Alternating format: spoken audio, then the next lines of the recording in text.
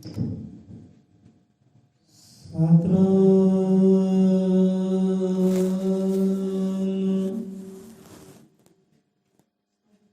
ਸ਼੍ਰੀ ਵਾਲਮੀਕਿ ਸਾਹਿਬ ਜੀ।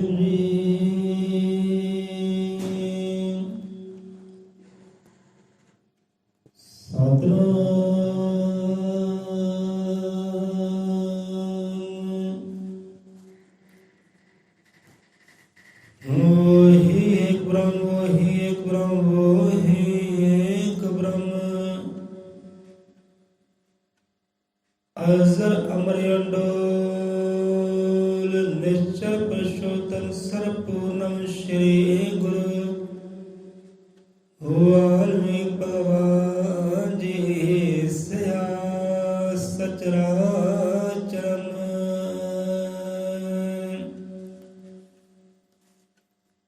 वही एक ब्रह्म वही एक ब्रह्म वही एक ब्रह्म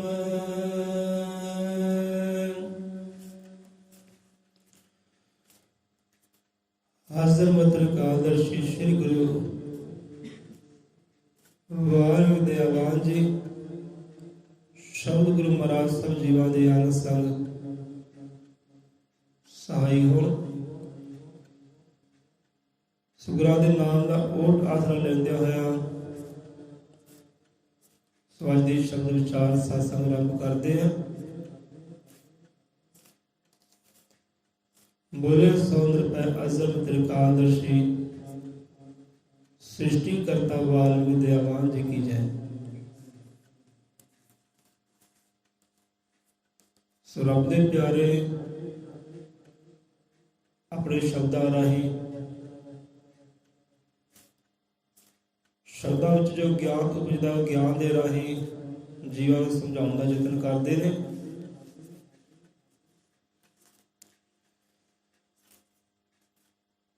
सुन की गल बाणी च आउंदी है।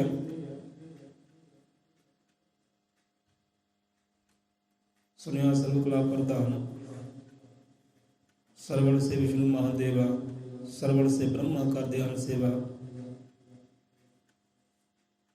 सरवण से सुखावण कर सरवण करे जगत में पर। सुन की गल आउंदी बाणी अंदर। सो इत्थे भी रब दे प्यारे की समझाते हैं सवाल समझने का यतन करिए। कान सुने हुए मानवी कान सुने हुए मानवी कहते भाई जो कन्ना राही सुनते ना ज्ञान की गल ध्यान की गल जुगती की कोई मुक्ति की जो आप सुनते हैं कन्ना राही सुनते हैं। कहते जो कन्ना राही सुनते हैं भाई वो मानव है वो इंसान है वो बंदा अजीब है। जो कन्ना राही सुनते हैं वो है इंसान मानव जीव। काल सुने हुए मानवी जिस तक केवल तक कन्ना राही सुनिया तो उस तक ही सीमित रह गए उस तो गां बढ़े ही नहीं। जो ज्ञान की गल सी ध्यान की गल सी कोई भी शब्द सी कोई विचार सी वो गां तक नहीं लैके गए वो हृदय तक नहीं लैके गए वो विचार तक नहीं लै गए वो अमला तक नहीं लै गए वो कर्मां तक नहीं लै गए वो गल नूं ध्यान नूं विचार नूं वो कन्ना तक ही रह गया। वो कहते इंसान है वो केवल इंसान है वो बंदा है वो जीव है। हम सुनते भाई भी जीव भी पशु भी सुनते हैं परिंदे भी सुनते हैं सुनते ही है ना। कुत्ते बिल्लियां नूं आवाज़ मारो इधर दौड़ के आते हैं। जो पालतू है आवाज़ मारो टोमी को मोती को अला छाला मारता होंगे कन्ना ने सुनिया ना उन्हें कन्ना ने सुन के लैके कितने गया उन्होंने बचना किदा दौड़ा आया ਕਿਉਂਕਿ ਉਹਨੇ ਕੰਨਾਂ ਤੱਕ ਨਹੀਂ ਬੈਠਾ ਰਿਹਾ, ਕੰਨਾਂ ਤੱਕ ਸੁਣਿਆ, ਉਹ ਅੱਗੇ ਵੀ ਲੈ ਕੇ ਗਿਆ, ਤਾਂ ਉਹ ਦੌੜਾ ਆਇਆ। ਤੇ ਬੰਦਾ ਵੀ ਸੁਣਦਾ ਤਾਂ ਕੰਨਾਂ ਨਾਲ ਹੀ ਹੈ, ਪਰ ਦੌੜੇ ਕਿਹੜੇ ਆਉਂਦੇ ਆ? ਸੁਣਦੇ ਸਾਰੇ ਕੰਨਾਂ ਨਾਲ ਹੀ ਹੈ, ਤੇ ਦੌੜੇ ਕਿਹੜੇ ਆਉਂਦੇ ਆ? ਜੋ ਕੰਨਾਂ ਤੱਕ ਸੀਮਤ ਨਹੀਂ ਰਹਿੰਦੇ, ਉਹ ਬਚਨਾਂ ਨੂੰ, ਉਹ ਆਵਾਜ਼ ਨੂੰ ਗਾਂਹ ਵੀ ਲੈ ਕੇ ਜਾਂਦੇ ਆ, ਉਹ ਦੌੜੇ ਆਉਂਦੇ ਆ। ਜੋ ਕੰਨਾਂ ਤੱਕ ਸੀਮਤ ਰਹਿ ਗਏ, ਇੱਧਰੋਂ ਸੁਣਿਆ, ਇੱਧਰੋਂ ਕੱਢ ਦਿੱਤਾ, ਉਹ ਕਹਿੰਦੇ ਇਨਸਾਨ ਹੈ, ਕੇਵਲ ਇਨਸਾਨ ਹੈ, ਇਸ ਤੋਂ ਵੱਧ ਕੇ ਕੁਝ ਨਹੀਂ ਹੋ। ਕਾਨ ਸੁਣੇ ਹੋਏ ਮਾਨਵੀ, ਜਿਹੜੇ ਕੰਨਾਂ ਤੋਂ ਸੁਣਦੇ ਆ ਉਹ ਕਹਿੰਦੇ ਮਾਨਵ ਹੈ ਭਾਈ। ਕਾਨ ਸੁਣੇ ਹੋਏ ਮਾਨਵੀ, ਦਿਲ ਸੁਣੇ ਹੋਏ ਦੇਵ। ਜੋ ਦਿਲਾਂ ਦੀਆਂ ਸੁਣਦੇ ਨੇ, ਦਿਲਾਂ ਦੀਆਂ ਜਾਣਦੇ ਆ, ਉਹ ਕਹਿੰਦੇ ਦੇਵ ਹੈ। ਉਹਨਾਂ ਅੰਦਰ ਦੇਵੀ ਗੁਣ ਆ ਜਾਂਦੇ ਆ, ਭਾਵੋ ਦੇਵਤੇ ਆ ਭਾਈ। ਜਿਹਨਾਂ ਕੰਨਾਂ ਰਾਹੀਂ ਸੁਣਿਆ ਤੇ ਦਿਲ ਤੱਕ ਲੈ ਕੇ ਗਏ, ਤੇ ਉਦਾਂ ਦੇ ਉਹਨਾਂ ਨੇ ਕਾਰਜ ਕੀਤੇ, ਭਾਵ ਕੇ ਅੰਦਰ ਦੇ ਗੁਣ ਪੈਦਾ ਕੀਤੇ, ਗੁਣਾਂ ਕਰਕੇ ਹੋ ਗਏ ਦੇਵਤੇ। ਕੰਨਾਂ ਤੋਂ ਸੁਣਿਆ, ਦਿਲ ਤੱਕ ਲੈ ਕੇ ਗਏ, ਹਿਰਦੇ ਤੱਕ ਲੈ ਕੇ ਗਏ, ਤੇ ਪ੍ਰੇਮ ਬਣਿਆ, ਸ਼ਰਧਾ ਬਣੀ, ਉਹਨੂੰ ਆਪਣੇ ਅਮਲਾਂ 'ਚ ਢਾਲਿਆ, ਆਪਣੇ ਕਰਮਾਂ 'ਚ ਢਾਲਿਆ, ਤੇ ਬਣ ਗਏ ਦੇਵਤੇ। ਜੇ ਕੁੱਤੇ ਬਿੱਲੇ ਨੂੰ ਆਵਾਜ਼ ਮਾਰਦੇ ਆ, ਜਿੱਦਾਂ ਕਈਆਂ ਨੇ ਤੋਤੇ ਰੱਖੇ ਘਰਾਂ ਅੰਦਰ, ਗੰਗਾ ਰਾਮ, ਮਿੱਠੂ ਰਾਮ, ਆਵਾਜ਼ ਮਾਰਦੇ ਤੇ ਐ ਮਿੱਠੂ ਰਾਮ ਵੀ ਛਾਲਾ ਮਾਰਦਾ, ਫਿਰ ਉਹੋ ਜਿਹੀ ਬੋਲੀ ਬੋਲਦਾ। ਉਹ ਕੰਨਾਂ ਰਾਹੀਂ ਸੁਣਿਆ ਨਹੀਂ ਉਹਨੇ, ਕੰਨਾਂ ਰਾਹੀਂ ਸੁਣ ਕੇ ਉਹ ਆਪਣੇ ਹਿਰਦੇ ਤੱਕ ਲੈ ਕੇ ਗਿਆ, ਦਿਲ ਤੱਕ ਲੈ ਕੇ ਗਿਆ। ਕੋਈ ਪ੍ਰੀਤ ਉੱਥੇ ਪਈ ਹੈ, ਸਾਂਝ ਉੱਥੇ ਪਈ, ਮੁਹੱਬਤ ਉੱਥੇ ਪਈ ਹੈ। ਫਿਰ ਸਾਰੇ ਕਾਰਜ ਮੁਹੱਬਤ ਨਾਲ ਹੀ ਕਰਦਾ, ਜਿੱਦਾਂ ਕੋਈ ਬੁਲਾਉਂਦਾ ਹੈ ਉੱਦਾਂ ਬੋਲਦਾ ਹੈ। ਉਹ ਕੰਨਾਂ ਰਾਹੀਂ ਸੁਣਿਆ, ਹਿਰਦੇ ਤੱਕ ਲੈ ਕੇ ਗਿਆ, ਤੇ ਉਹਨੂੰ ਆਪਣੇ ਵਿਚਾਰਾਂ 'ਚ ਢਾਲਿਆ, ਆਪਣੇ ਕਰਮਾਂ 'ਚ ਢਾਲਿਆ, ਤੇ ਇਹੋ ਜਿਹੇ ਕਹਿੰਦੇ ਬਣ ਜਾਂਦੇ ਆ ਦੇਵਤੇ। ਜੋ ਕੰਨਾਂ ਰਾਹੀਂ ਸੁਣਦੇ ਨੇ, ਹਿਰਦੇ ਤੱਕ ਲੈ ਕੇ ਜਾਂਦੇ ਨੇ, ਫਿਰ ਉਹ ਢਾਲਦੇ ਨੇ, ਉੱਦਾਂ ਢਾਲਦੇ ਨੇ ਆਪਣੇ ਆਪ ਨੂੰ, ਅਮਲ ਕਰਦੇ ਨੇ, ਵਿਚਾਰ ਕਰਦੇ ਨੇ। ਜੋ ਵਿਚਾਰ ਸੁਣੀ ਉੱਦਾਂ ਦੇ ਬਣ ਗਏ, ਗੁਣਾਂ ਨੂੰ ਪੈਦਾ ਕਰ ਲਿਆ। ਉਹ ਵਿਚਾਰਾਂ ਨੂੰ ਸੁਣ ਕੇ, ਧਿਆਨ ਨੂੰ ਸੁਣ ਕੇ, ਗਿਆਨ ਨੂੰ ਸੁਣ ਕੇ ਉਹ ਹੋ ਗਏ ਜਿਉਂਦੇ ਜਾਗਦੇ ਦੇਵਤੇ, ਅਰਸ਼ੀ ਦੇਵਤੇ ਹੋ ਗਏ, ਉਹ ਦੇਵ ਹੋ ਗਏ ਗੁਣਾਂ ਕਰਕੇ। ਸੋ ਕਾਰ ਸੁਣੇ ਹੋਏ ਮਾਨਵੀ, ਦਿਲ ਸੁਣੇ ਹੋਏ ਦੇਵ। ਇਸ ਤੋਂ ਅੱਗੇ ਵੀ ਹੈ ਆਤਮ ਸੁਣੇ। ਹੁਣ ਆਤਮ ਸੁਣੇ, ਹੁਣ ਕੰਨਾਂ ਰਾਹੀਂ ਸੁਣਿਆ, ਦਿਲ ਤੱਕ ਲੈ ਕੇ ਗਏ, ਵਿਚਾਰ ਕੀਤਾ, ਅਮਲ ਕੀਤਾ, ਕਰਮਾਂ 'ਚ ਢਾਲਿਆ। ਹੁਣ ਉਸ ਤੋਂ ਗਾਂਹ ਆਤਮਾ ਤੱਕ ਗਏ। ਬੋਲੋ, ਉਹੀ ਬਚਨ, ਉਹੀ ਕਰਮ ਆਤਮਾ ਤੱਕ ਗਏ। ਜਦੋਂ ਆਤਮਾ ਤੱਕ ਗਏ, ਫਿਰ ਅਸਰ ਹੋਇਆ ਪੂਰਾ ਜੀਵਨ ਤੇ, ਪੂਰੀ ਜ਼ਿੰਦਗੀ ਤੇ ਅਸਰ ਹੋਇਆ। ਬੰਦੇ ਬੋਲੀ ਤੇ ਅਸਰ ਹੋਇਆ, ਬੰਦੇ ਦੇ ਕਿਰਦਾਰ ਤੇ ਅਸਰ ਹੋਇਆ, ਬੰਦੇ ਦੀ ਮਤ ਗਿਆਨ ਤੇ ਅਸਰ ਹੋਇਆ। ਜਦੋਂ ਉਹੀ ਬਚਨ ਆਤਮਾ ਤੱਕ ਪਹੁੰਚੇ, ਜਦੋਂ ਉਹੀ ਬਚਨ ਆਤਮਾ ਨੇ ਸੁਣੇ, ਉਦੋਂ ਫਿਰ ਅਸਰ ਦੇਖਣ ਨੂੰ ਮਿਲਿਆ। ਅਸਰ ਦੇਖਣ ਨੂੰ ਮਿਲਿਆ ਪੂਰੇ ਜੀਵਨ ਤੇ, ਬੋਲੀ ਤੇ ਵੀ, ਗਿਆਨ ਤੇ ਵੀ, ਤੇ ਕਰਮ ਤੇ ਵੀ, ਕਰਨੀ ਤੇ ਵੀ ਅਸਰ ਦੇਖਣ ਨੂੰ ਮਿਲਿਆ। ਤੇ ਇਹੋ ਜਿਹੇ ਜੀਵ ਏਦਾਂ ਕਹਿੰਦੇ ਹੋਣਾ ਚਾਹੀਦਾ। ਬੰਦਾ ਕੰਨਾਂ ਤੱਕ ਸੀਮਿਤ ਨਾ ਰਵੇ, ਹਿਰਦੇ ਤੱਕ ਸੀਮਿਤ ਨਾ ਰਵੇ, ਹਿਰਦੇ ਤੱਕ ਲੈ ਕੇ ਜਾਵੇ, ਉਹ ਦਿਲਾਂ ਤੱਕ ਕਰਮ ਲੈ ਕੇ ਜਾਏ, ਦਿਲਾਂ ਤੱਕ ਗਿਆਨ ਲੈ ਕੇ ਜਾਏ, ਅਮਲਾਂ 'ਚ ਢਾਲੇ, ਆਪਣੇ ਕਰਮਾਂ 'ਚ ਢਾਲੇ, ਤੇ ਆਤਮ ਤੱਕ ਜਾਵੇ। ਉਹ ਆਤਮਾ ਵੀ ਸੁਣੇ, ਆਤਮਾ ਵੀ ਕਰਮ ਕਰੇ, ਆਤਮਾ ਨੂੰ ਆਨੰਦ ਆਵੇ। ਜਿੱਦਾਂ ਕੋਈ ਪਿਆਸੇ ਨੇ ਪਾਣੀ ਦਿੱਤਾ, ਭੁੱਖੇ ਨੂੰ ਰੋਟੀ ਦਿੱਤੀ, ਕਹਿੰਦਾ ਲੈ ਵੀ ਮੇਰੀ ਹੁਣ ਆਤਮਾ ਖੁਸ਼ ਹੋ ਗਈ, ਵੀ ਮੈਂ ਇਹੋ ਜਿਹਾ ਕਰਮ ਕੀਤਾ। ਹਾਂ, ਮੈਂ ਕਰਮ ਕੀਤਾ, ਮੇਰੀ ਆਤਮਾ ਖੁਸ਼ ਹੋ ਗਈ, ਆਮ ਬਚਨ ਸੁਣੇ ਮੇਰੀ ਆਤਮਾ ਨੂੰ ਟੱਚ ਕਰ ਗਏ ਭਾਈ, ਮੇਰੀ ਰੂਹ ਨੂੰ ਟੱਚ ਕਰ ਗਏ। ਇਹਨੇ ਚੰਗੇ ਬਚਨ ਕਿੱਦਾਂ ਟੱਚ ਹੋਏ? ਕੰਨਾਂ ਨੇ ਸੁਣਿਆ, ਹਿਰਦੇ ਤੱਕ ਗਏ, ਫਿਰ ਜਾ ਕੇ ਉਹੀ ਬਚਨ ਆਤਮਾ ਨੇ ਸੁਣੇ, ਆਤਮਾ ਨੇ ਟੱਚ ਕੀਤੇ ਜਾ ਕੇ। ਇਹ ਬੰਦਾ ਕਹਿੰਦਾ ਯਾਰ ਆਨੰਦ ਕਹਿੰਦੇ ਆ ਗਿਆ ਆਪ ਕਰਮ ਕਰਕੇ, ਆਪ ਵਚਨ ਸੁਣ ਕੇ ਰੂਹ ਨਸ਼ੇ ਆ ਗਈ। ਕਹਿੰਦੇ ਮੇਰੀ ਤਾਂ ਰੂਹ ਹੀ ਕੰਬ ਗਈ ਭਾਈ ਆ ਦ੍ਰਿਸ਼ ਦੇਖ ਕੇ, ਆ ਵਚਨ ਸੁਣ ਕੇ।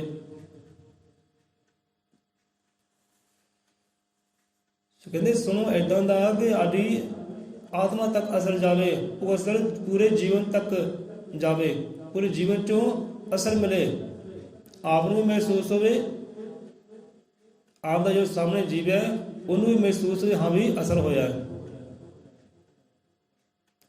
ਦਵਾਈ ਲਈ ਨਾ ਡਾਕਟਰ ਦੇ ਕੋਲ, ਜੇ ਤਾਂ ਸਰਾਣੇ ਰੱਖ ਲਈ ਫਿਰ ਤਾਂ ਉਹਨੇ ਕੀ ਅਸਰ ਕਰਨਾ ਨਾ,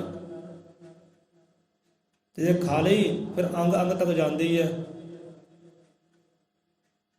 ਫਿਰ ਅਸਰ ਦਿਖਾਉਂਦੀ ਹੈ। ਫਿਰ ਡਾਕਟਰ ਨੂੰ ਪਤਾ ਲੱਗਦਾ ਹਾਂ ਵੀ ਅਸਰ ਹੋ ਗਿਆ ਹੈ, ਜੇ ਮਰੀਜ਼ ਹੁੰਦਾ ਹੈ ਉਹਨੂੰ ਵੀ ਪਤਾ ਲੱਗਦਾ ਹਾਂ ਵੀ ਅਸਰ ਹੋ ਗਿਆ।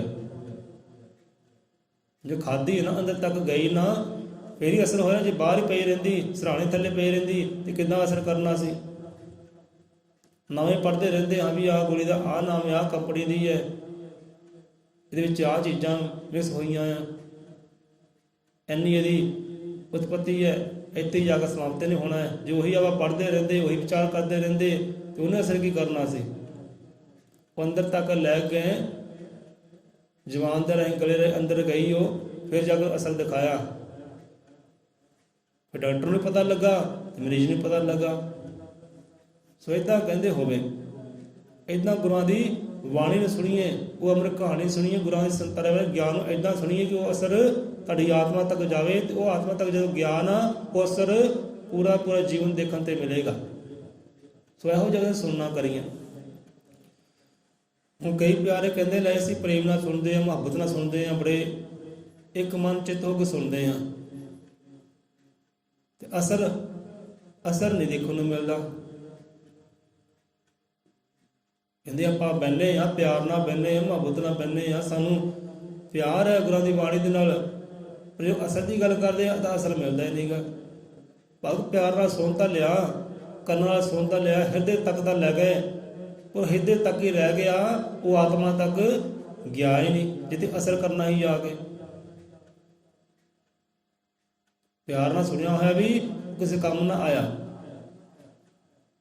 ਜੇ ਉਹਨੂੰ ਅਮਲਾਂ ਚ ਨਾ ਢਾਲਿਆ, ਕਰਮਾਂ ਚ ਨਾ ਢਾਲਿਆ, ਆਪਣੀ ਮੱਤ ਗਿਆਨ ਚ ਨਾ ਢਾਲਿਆ ਤਾਂ ਇਹੋ ਜਿਹਾ ਸੁਣਨਾ ਵੀ ਕਹਿੰਦੇ ਵਿਅਰਥ ਹੈ। ਫਿਰ ਪਿਆਰ ਨਾਲ ਸੁਣਿਆ ਹੀ ਵਿਅਰਥ ਹੈ। ਹੁਣ ਪਿਆਰ ਨਾਲ ਸੁਣ ਲਿਆ ਕਿ ਮੰਨ ਲਓ ਕੋਈ ਰੱਬ ਦੇ ਪਿਆਰੇ ਹੈ, ਆਪ ਨੂੰ ਕਹਿੰਦੇ ਭਾਈ ਜਦੋਂ ਬਾਣੀ ਅੰਗ ਅੰਗ ਤੇ ਕਹਿੰਦੀ ਹੈ ਨਾ, ਬਾਣੀ ਕਹਿੰਦੀ ਹੈ ਭਾਈ ਨਫ਼ਰਤ ਨਹੀਂ ਕਰਨੀ, ਬੰਦੇ ਨੇ ਸੁਣ ਲਿਆ ਹੈ ਨਾ, ਬੰਦੇ ਨੇ ਪ੍ਰੇਮ ਨਾਲ ਸੁਣ ਲਿਆ, ਸ਼ਰਧਾ ਨਾਲ ਸੁਣ ਲਿਆ, ਇਸ਼ਕ ਨਾਲ ਸੁਣ ਲਿਆ, ਐਨ ਦਾਸ ਬਣ ਕੇ ਸੁਣ ਲਿਆ ਕਿ ਮੈਂ ਕੀ ਸੁਣਿਆ, ਮੈਂ ਸੁਣਿਆ ਗੁਰਾਂ ਦੀ ਬਾਣੀ ਤੋਂ ਨਫ਼ਰਤ ਨਹੀਂ ਕਰਨੀ, ਮੈਂ ਪ੍ਰੇਮ ਨਾਲ ਸੁਣਿਆ, ਸੁਣ ਤਾਂ ਲਿਆ ਪ੍ਰੇਮ ਨਾਲ ਕਿ ਮੈਂ ਨਫ਼ਰਤ ਨਹੀਂ ਕਰਨੀ, ਮੈਨੂੰ ਮਹਾਰਾਜ ਦੱਸਦੇ ਆ, ਰਹਿਬਰ ਦੱਸਦੇ ਕਿ ਨਫ਼ਰਤ ਨਹੀਂ ਕਰਨੀ, ਤੇ ਬਾਹਰ ਜਾ ਕੇ ਸਤਸੰਗ ਤੋਂ ਉੱਠ ਕੇ ਕੀ ਗੱਲ ਉਹਨੇ ਆਪਣੇ ਅਮਲਾਂ 'ਚ ਢਾਲੀ ਗੱਲ, ਆਪਣੇ ਕਰਮਾਂ 'ਚ ਗੱਲ ਢਾਲੀ ਤਾਂ ਬਿਲਕੁਲ ਨਹੀਂ। ਕੰਨਾਂ ਰਾਹੀਂ ਸੁਣ ਤਾਂ ਲਿਆ, ਹਿਰਦੇ ਤੱਕ ਤਾਂ ਲੈ ਗਿਆ ਪ੍ਰੇਮ ਦੇ ਨਾਲ, ਪਰ ਉਹ ਬਚਨ ਜਿਹੜੇ ਆਤਮਾ ਤੱਕ ਨਹੀਂ ਪਹੁੰਚੇ, ਜਿੱਥੇ ਜਾ ਕੇ ਉਹਨੇ ਅਸਰ ਕਰਨਾ ਸੀ। ਸੁਣ ਲਿਆ ਕਿ ਮੇਰੇ ਗੁਰੂ ਮਹਾਰਾਜ ਕਹਿੰਦੇ ਨਫ਼ਰਤ ਨਹੀਂ ਕਰਨੀ, ਪਰ ਅਮਲਾਂ 'ਚ ਨਹੀਂ ਢਾਲਿਆ, ਉਹਨੂੰ ਅਮਲ ਨਹੀਂ ਕੀਤਾ, ਉੱਤੇ ਕਰਮਾਂ ਤੱਕ ਨਹੀਂ ਲੈ ਗਿਆ, ਆਤਮਾ ਤੱਕ ਨਹੀਂ ਗਏ, ਉਹ ਬਚਨ ਪਿੱਛੇ ਹੀ ਰਹਿ ਗਏ। ਸੁਣਿਆ ਕਿ ਅਸੀਂ ਸਭਨਾਂ ਨਾਲ ਪ੍ਰੇਮ ਕਰਨਾ ਹੈ, ਸਭਨਾਂ ਸਾਂਝੀ ਵਾਲਤਾ ਰੱਖਣੀ ਹੈ, ਸਭਨਾਂ ਦੇ ਕੰਮ ਆਉਣਾ ਹੈ, ਭਲਾ ਮੰਗਣਾ ਹੈ, ਇਹੋ ਜਿਹੇ ਗਿਆਨ ਦੀ ਗੱਲਾਂ ਸੁਣ ਤਾਂ ਲਈਏ, ਪਰ ਕਰਮਾਂ ਅੰਦਰ ਢਾਲੀਆਂ ਨਹੀਂ। ਮੈਂ ਕਿਸੇ ਨਾਲ ਭਾਈ ਹੇਰਾ ਫੇਰੀ ਨਹੀਂ ਕਰਨੀ, ਮੈਂ ਕਿਸੇ ਧੋਖੇਬਾਜ਼ੀ ਨਹੀਂ ਕਰਨੀ, ਮੈਂ ਝੂਠੇ ਵਾਅਦੇ ਨਹੀਂ ਕਰਨੇ, ਸੱਚੀ ਗੱਲ ਕਰਾਂਗਾ ਭਾਈ। ਇਹੋ ਜਿਹੇ ਵਚਨ ਸੁਣ ਤਾਂ ਲੈ, ਪਰ ਅਸਰ ਦੇਖਣ ਨੂੰ ਮਿਲਿਆ ਹੀ ਨਹੀਂ। ਸੋ ਕਾਨ ਸੁਣੇ ਹੋਏ ਮਾਨਵੀ, ਦਿਲ ਸੁਣੇ ਹੋਏ ਦੇਵ। ਜੋ ਕੰਨਾਂ ਨਾਲ ਸੁਣਦੇ ਨੇ, ਕੰਨਾਂ ਤੱਕ ਹੀ ਰਹਿ ਗਏ, ਉਹ ਕਹਿੰਦੇ ਕੇਵਲ ਤਾਂ ਕੇਵਲ ਇਨਸਾਨ ਹੈ, ਬੰਦਾ ਹੈ।